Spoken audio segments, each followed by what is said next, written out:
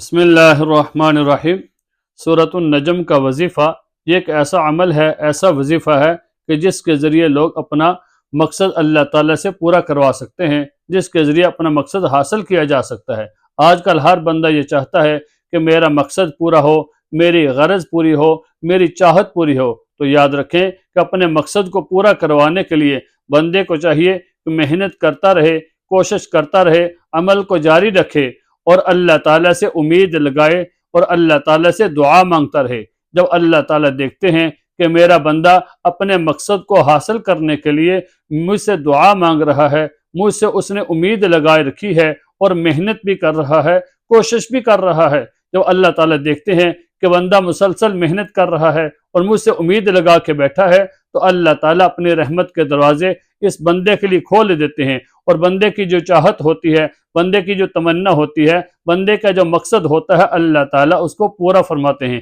تو جو عمل میں آپ کو بتانے والا ہوں، یہ عمل آپ نے تہجد کے وقت میں کرنا ہے، سورۃ النجم کا عمل۔ تو تہجد کے وقت میں یاد رکھیں کہ تہجد کا وقت وہ وقت ہے جس کے بارے میں رسول اللہ صلی اللہ علیہ وسلم نے ارشاد فرمایا کہ تہجد کا وقت جب ہوتا ہے، رات کا پچھلا پہر ہوتا ہے، تو اللہ تعالیٰ پہلے آسمان پر تشریف لاتے ہیں اور اللہ تعالیٰ بار بار یہ اعلان فرماتے ہیں کہ ہے کوئی میرا بندہ جو مجھ سے مغفرت مانگنے والا ہو، مجھ سے بخشش کروانے والا ہو، مجھ سے عزت مانگنے والا ہو، مجھ سے رزق مانگنے والا ہو، جو اپنی غرض کو پورا کروانا چاہتا ہو، جو اپنی تمنا کو، جو اپنے مقصد کو پورا کروانا چاہتا ہو، ہے کوئی بندہ جو مجھ سے مانگنے والا ہو۔ اللہ تعالیٰ بار بار یہ اعلان فرما رہے ہوتے ہیں۔ تو جو بندہ اس وقت تہجد کے وقت میں اٹھتا ہے، وضو کرتا ہے اور اللہ کی رضا کے لیے تہجد کی نماز پڑھتا ہے، دعا مانگتا ہے اللہ تعالیٰ سے، تو اللہ تعالیٰ ایسے بندے پر خوش بھی ہوتے ہیں اور ایسے بندے پر فخر بھی فرماتے ہیں۔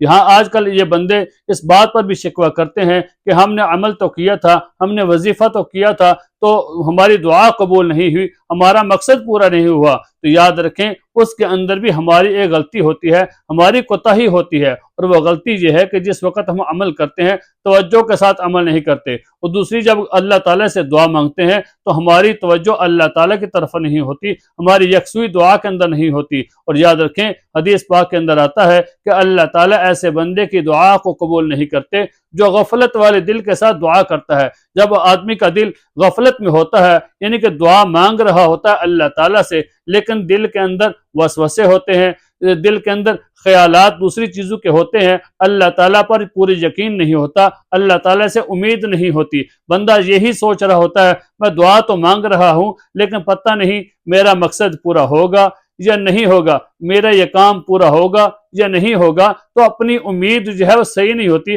اللہ تعالیٰ سے پورا یقین نہیں ہوتا۔ تو یاد رکھیں جب بھی دعا مانگے اللہ تعالیٰ سے پر امید اور پوری یقین کے ساتھ اور پوری توجہ کے ساتھ جب دعا مانگیں گے تو اللہ تعالیٰ آپ کے مقصد کو، آپ کے عمل کو، ہر چیز کو قبول کریں گے اور آپ کو اللہ تعالیٰ آپ کا مقصد عطا کریں جس مقصد کے لیے آپ پڑھ رہے ہیں۔ اگر توجہ نہیں ہوگی، یقین نہیں ہوگا، تو اللہ تعالیٰ تو فرماتے ہیں میں تو اپنے بندے کے گمان کے ساتھ ہوں، جیسا بندے کا گمان ہے میں تو ویسا ہی کرتا ہوں۔ اگر ہمارا گمان یہ ہوگا کہ جو عمل ہم نے کیا ہے، جو دعا ہم نے مانگی ہے، تو اللہ تعالیٰ ہماری دعا کو قبول کریں گے، تو اللہ تعالیٰ ہماری دعا کو قبول کریں گے، کیونکہ ہمارا ایمان بھی ہے اور ہمارا اس بات پر یقین بھی ہے کہ اللہ تعالیٰ سننے والے ہیں، اللہ تعالیٰ دعا کو قبول کرنے والے ہیں، اللہ تعالیٰ کے علاوہ کوئی نہیں ہے جو ہماری مدد کرے، اللہ تعالیٰ ہی ہماری دعا کو قبول کرنے والے ہیں۔ جب ہمارے اس بات پر یقین ہوگا، تو جب ہم دعا مانگیں گے تو اللہ تعالیٰ ہماری دعا کو قبول کریں گے۔ تو جو عمل کرنا ہے